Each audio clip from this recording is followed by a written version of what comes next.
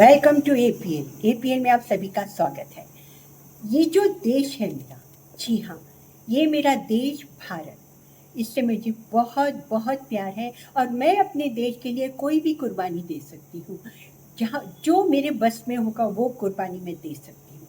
अभी कुछ दिन पहले मैंने अपने परम प्रिय पीएम का मतलब भाषण सुना। उन्होंने लोगों से रिक्वेस्ट की है, भाई कमाल का दिमाग है उनका, क्या डेडिकेटेड आदमी है हमारे पीएम। मतलब इतनी टाइमली चीज़ें सामने लाते हैं कि जिनका दूर दूर तक उनसे कोई वास्ता नहीं होता है। अभी कुछ दिन पहले तो वो अपने चुनावों में इतने बिजी थे, बंगाल में लोगों को हरा रहे थे, वहाँ पे ममता बनर्जी को गालियाँ बक रहे थे, ये सब हो रहा था। जैसे ही वहाँ पे इलेक्शन जीते, अचानक से उनको अपने देश का ख्याल आ गया। उन्होंने कहा कि देश का ख्याल भी किस तरह से आया। उन्होंने अपने अपने आप कुछ नहीं किया, उन्होंने लोगों से कहा सबसे पहली बात कि विदेश यात्रा ना करें, आप अवॉइड करें। तो मैं तो पहले पीएम सर आपसे पूछना चाहती हूँ, क्या आपने कभी मतलब सर्वे कराया है हमारे 140 करोड़ लोगों के होते हुए भारत की जो आबादी है, उसमें मेरे ख्याल से शायद ही 70 या 80% लोग होंगे जिनके पास पासपोर्ट ही नहीं है। आप सर्वे कराते तो आपको पता चलता कि आपका ये पॉइंट तो वैसे ही इनवैलिड हो गया कि विदेश में यात्रा लोग क्या करेंगे जब पासपोर्ट ही नहीं होगा, तो कहाँ जाएंगे और क्या करेंगे। रहा सवाल देश में, अपने ही देश में यात्रा करने का, तो भाई अब आप ऐसा करें कि ये जो जो ये टूरिज्म होता है, ये जो बड़ी बड़ी दावे करते हैं कि 6 नाइट 2 नाइट फ्री और 5 नाइट का ऐसा, तो उनको बंद करवा दें। क्योंकि लोगों को अगर ये पता ही नहीं चलेगा तो टेम्पटेशन ही नहीं होगी, बेचारे यात्रा क्या करेंगे, बिल्कुल ही नहीं करेंगे, लोग अपने घर में सड़ते मरते रहेंगे। मतलब आपकी जो इमेजिनेशन है वो बहुत अच्छी है और आप बड़ी अच्छी अच्छी सलाह भी देते हैं। I agree with you, I agree with you. दूसरा, आपने कहा है कि तेल खाना कम करें, जो इंसान तेल कम खाएगा वो सच्चा देशभक्त होगा। सर ये बहुत ही ग्रेट बात है। मतलब आपने लोगों की हेल्थ के बारे में सोचा भाई, कि तेल खाना कम कर देंगे लोग तो उनकी हेल्थ भी ठीक रहेगी। और फिर है ना, क्या होगा अब, आपने कह तो दिया, ये मैंने भी बिल्कुल है ना अपने मन में बसा लिया कि मैं तेल कम खाऊंगी। पर कभी कभी सर, जब मैं अभी कभी कभी समोसे खा लेती हूँ या पूरी खा लेती हूँ ना, तो मुझे गिल्टी फील होने लगता है। मुझे लगता है मैंने कोई बहुत बड़ा क्राइम कर दिया है। सर इतना हमारे साथ साइकोलॉजिकल प्ले मत कीजिए ना। मतलब तेल हम खाना कम कर देंगे, ऐसी कोई बात नहीं है सर, लेकिन इतना तो हमें मतलब प्रेशराइज मत कीजिए। तेल नहीं खाए तो हम क्या करें, मतलब पानी में खाना बनाएं, स्टीम करके खाएं, या फिर अरे हाँ मैं तो भूल ही गई, घी तो हम खा ही सकते हैं ना। आपने घी के लिए मना नहीं किया है। Very good sir, I am hats off to you. यानी आपका क्या दिमाग चलता है। इसके बाद सबसे बड़ी बात, आपने कहा सोना ना खरीदे। हाँ भाई, ये तो कमाल है। वैसे सर आपने इस लायक हमें छोड़ा ही, का जो मिडिल क्लास है बेचारी, वो तो 2 वक्त का खाना ही जुटा ले तो बहुत बड़ी बात है। इतनी महंगाई हो गई है, इतना मतलब इतनी चीज़ें उथल पुथल हो गई है कि इंसान बेचारा सोने के बारे में तो सोच ही नहीं सकता कि सोना खरीदे कैसे। और फिर मेरे ख्याल से आपको ये जो बड़ी बड़ी जो ज्वेलरी की जो चीज़ें हैं ना, कल्याण ज्वेलर, तनिष्क, इन सबको बंद करवा देना चाहिए। उनको कहना चाहिए ये सब बंद करो, अपनी दुकान तुम लोग सोना वोना बेचना बंद करो, झाल मूड़ी की दुकान लगाओ। सर ग्रेट आइडिया ना सर, कभी कभी मेरे दिमाग भी चल जाता है।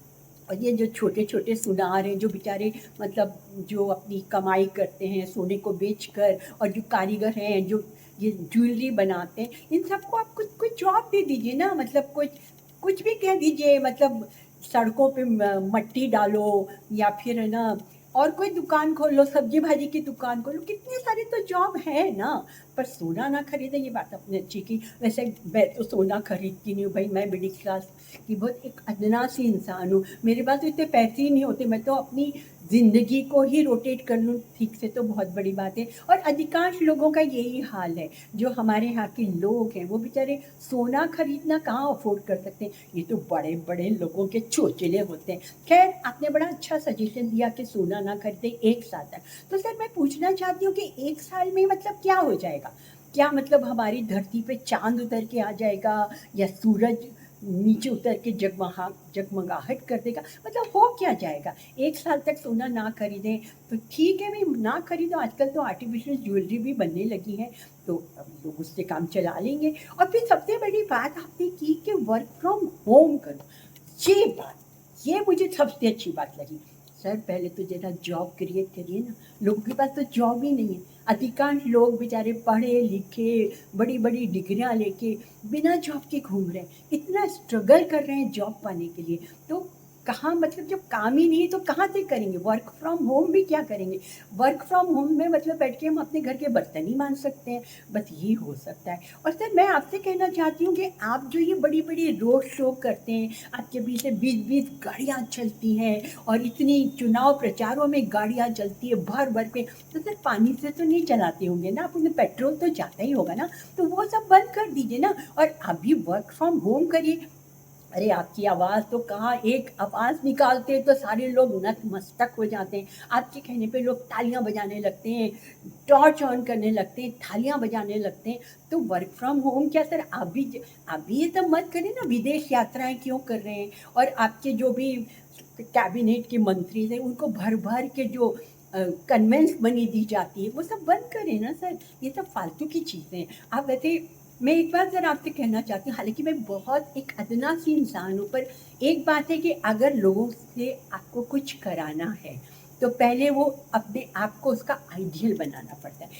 वो सैक्रिफ़ाइस आपको खुद करने पड़ते हैं, तब जाके लोगों को लगता है। वैसे ख़ैर आपकी तो आवाज़ ही ऐसी है कि आप तो कहेंगे कि आप है ना, मतलब लोगों को मार दो तो लोग मारेंगे, आप कहेंगे हिंदू मुसलमान करो तो अब वो लोग कर देंगे, आप कहेंगे कि फलाँ का घर तोड़ा, उसका घर जला दो तो लोग करेंगे। सर आपकी तो आवाज़ में इतना दम है, तो आप भी वर्क फ्रॉम होम किया करिए। ये जो रोड शो करने का फ़ायदा क्या है? और अब विदेशों में जाना भी बंद कर दीजिए, तो बहुत अच्छा होगा।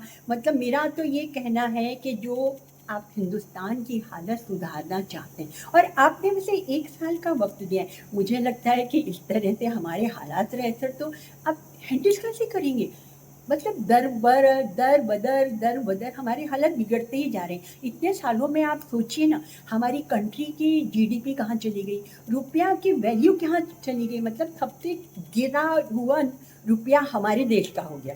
सर आपको ये सब तो मालूम ही होगा, मैं क्या बता रही हूँ, आप तो सब जानते हैं और सब आप इसमें बहुत काम भी कर रहे होंगे। आप तो मैंने सुना है कि सोते भी नहीं हैं, इतना काम करते हैं, इतना काम करते हैं। सर ये तो जो चीज़ें आप बनाते हैं, जो लोगों को बताते हैं, तो खुद भी अमल कर लें। और मेरा एक सजेशन सर, एक छोटी-सी प्रार्थना है, सजेशन तो मेरी औकात कहाँ है कि मैं दूँ आपको। आप अपने जो मीडिया को कहें कि नेगेटिव न्यूज़ फैलाना बंद करें, फेक न्यूज़ फैलाना बंद करें और ये जो हम जगह-जगह पेड़ काट-काट के बिल्डिंगें बनाए जा रहे हैं, तो वो ज़रा कम कर दें तो बहुत अच्छा होगा। और सीनियर सिटीज़न के लिए कुछ सोच लें सर, हमारी तो रोड ही इतनी खराब बन गई है कि सीनियर बेचारे चलते हुए डरते हैं कि कब वो धड़ाम से गिरे और अल्लाह मियाँ को प्यारे हो जाएँ। बसों में इस कदर भीड़ होती है, हम कैसे घुसें बस के अंदर? ट्रेन में इतनी भीड़ होती है, हर जगह भीड़ ही भीड़ होती है, तो हम मतलब क्या करें? चल के जाएँ, चलने के लिए भी जगह में सड़क तो होनी चाहिए ना। सर इतना थोड़ा ध्यान सीनियर सिटीज़न पे भी दे लें, कुछ तो रिबेट दे दें। और मेरा एक और प्रार्थना है आपसे, 1 साल का वक़्त आप माँग रहे हैं ना कि ये ना करें, तेल ना खरीदें, सोना ना खरीदें और यात्राएँ ना करें, तो सर 1 साल के लिए आप है ना टैक्स लेना भी बंद कर दें, कितना अच्छा होगा। लोग आपको दुआएँ देंगे सर। मैं आपकी जो आपका विज़न है, मतलब इतना इनोवेटिव पीएम मैंने आज तक नहीं देखा। कितने सालों, आज मैं कितने साल की हो गई हूँ, इतने साल से अपनी इंडिया की हालत देख रही हूँ। मैं कहा सर माफ़ कीजिएगा, अब हमारी इंडिया की हालत काफ़ी ख़राब हो चुकी है। नहीं, मैं ये नहीं कह रही हूँ कि इसका ज़िम्मेदार कौन है, डेफ़िनेटली नेहरू या गांधी ही रहे होंगे। आपने तो सर आके कितना काम किया, मैं आपको तो सैल्यूट ही करती हूँ और मैं कुछ कह नहीं सकती। सर वैसे आपने जो सजेशन दिए मैं उसके बारे में सोचूँगी, लेकिन ये 90% चीज़ें मैं करती ही नहीं हूँ, क्योंकि मेरे पास इतना पैसा ही नहीं होता और मैं इस लायक, आपने मतलब छोड़ा ही नहीं है। सर आपने पहले से ही सारे अरेंजमेंट कर दिए हैं, तो हम आगे ये सब क्या करेंगे? तो धन्यवाद सर, आपको बहुत-बहुत धन्यवाद।